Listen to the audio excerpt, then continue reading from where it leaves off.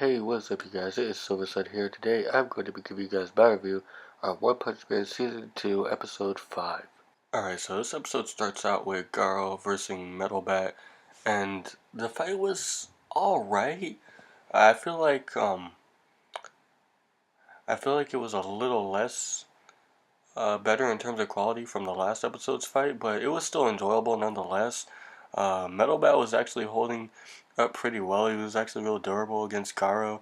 Garo was just wearing him down, punch for punch and shot for shot. But eventually, Metal Bat, eventually his sister comes in and breaks up the fight between the two. No one really won. It was just a stalemate. But Garo was actually doing pretty well against Metal Bat. But I don't know, it was kind of a tie, I guess. No one was really better than the other, I suppose. But Garo didn't really have much of a scratch on him after, what what had happened with that little skull. But then again, Metal Bat did fight that centipede in the last episode and stuff like that, so that could attribute to that as well. But pretty much after that, Garo walks off, and he actually gets approached by one of the monsters. And speaking of the monsters, like, it was because there's like monsters everywhere in the city, and the Hero Association just can't keep up with how many monsters are just popping out of the woodworks and such. They got all the heroes out there trying to stop them and whatnot, but it just proves to be not very useful at that time because there's too many of them. And basically, Garo gets approached by one of the monsters of this like little monsters association, but it was all a ruse. And Garo's just like, no, I decline, get out of my sight. And then they pretty much fly off and get out of there before he actually does some damage to them. And pretty much while all this is going on, while the sea is in chaos, Saitama's still at the martial arts tournament, and the matches are about to start.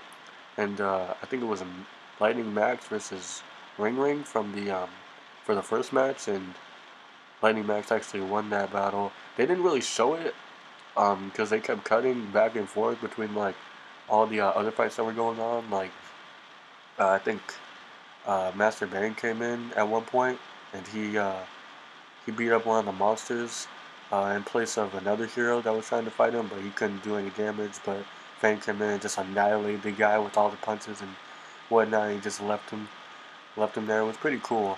But there was also this other fight with Fubuki, or an upcoming fight with Fubuki, and this other female monster that she has to fight. But basically, you had all that going on, and but yeah, that's really pretty much it in terms of the contents of this episode. There wasn't, I mean, there was a lot going on and a lot to really take in. There was a bunch of different monsters with different names I can't even remember. There was a few reoccurring heroes coming in, and Saitama with the whole tournament thing. It seems like he's gonna be facing up against this younger like new coming martial artist or something like that in the final rounds, or at least that's what the guy wants to happen because he sees how strong Saitama was when he pretty much just took care of this one martial artist that just came up to him and he just slapped him out the way like it was nothing. And that's pretty much what happened with his side of the story. But we did get the Metal Bat versus Garo fight, which was pretty cool, I have to say. I really do like Metal Bat as a hero. We didn't get to see too much of any of the heroes from season one, but in season two, I like how they're getting more screen time and how they're getting their characters more defined and just seeing their strengths and weaknesses as heroes and stuff like that. So it's nice to see them getting into more fights and seeing them progress as heroes and such.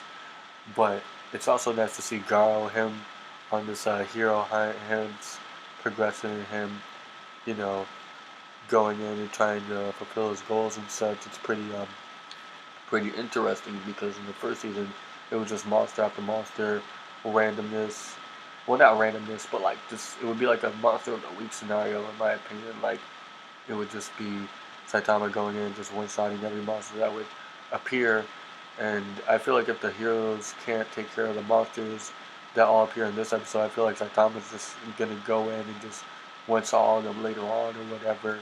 I mean, I don't know. Maybe they do take care of all of them later on, but if they don't, then obviously Saitama's gonna go in and save the day. But I think it's cool that Garo is a new character in all of this because he's a human just like all the other heroes and such, and he's pretty much fighting against them.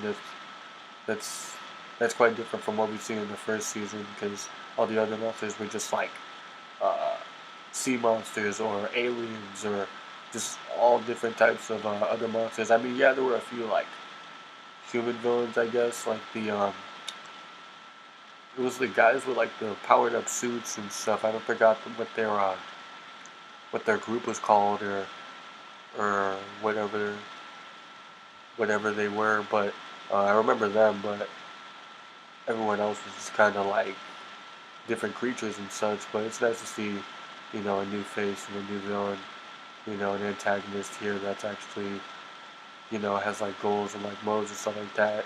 Aside from like world domination and like taking over the planet or whatever the case may be for all the other monsters. But that's pretty much it for my review. I enjoyed this episode. Not as interesting in my opinion as the last episode. I mean, the last episode was obviously the build up for this one, and I don't know, like I just feel like there's a lot going on in this episode as well.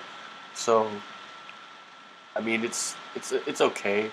Obviously, the animation isn't as good as what was it, episode 3, I believe, when Garo fought like uh, the tank top people, the tank top heroes and stuff like that, and Moomin Rider and such. I thought that was pretty great. But here it's kind of dialed back, you know, of lesser quality. But can't really expect quality with this season. At least not yet. They're probably waiting, you know, later on and stuff like that. Hopefully we get like a good, like season 1 quality type of animation with a fight scene later down the line, a big fight scene or something of the sort. But yeah, that's pretty much it for my review, guys. Comment down below, tell me what you guys thought of the episode and of the review. And until the next one, Silver Sun is out.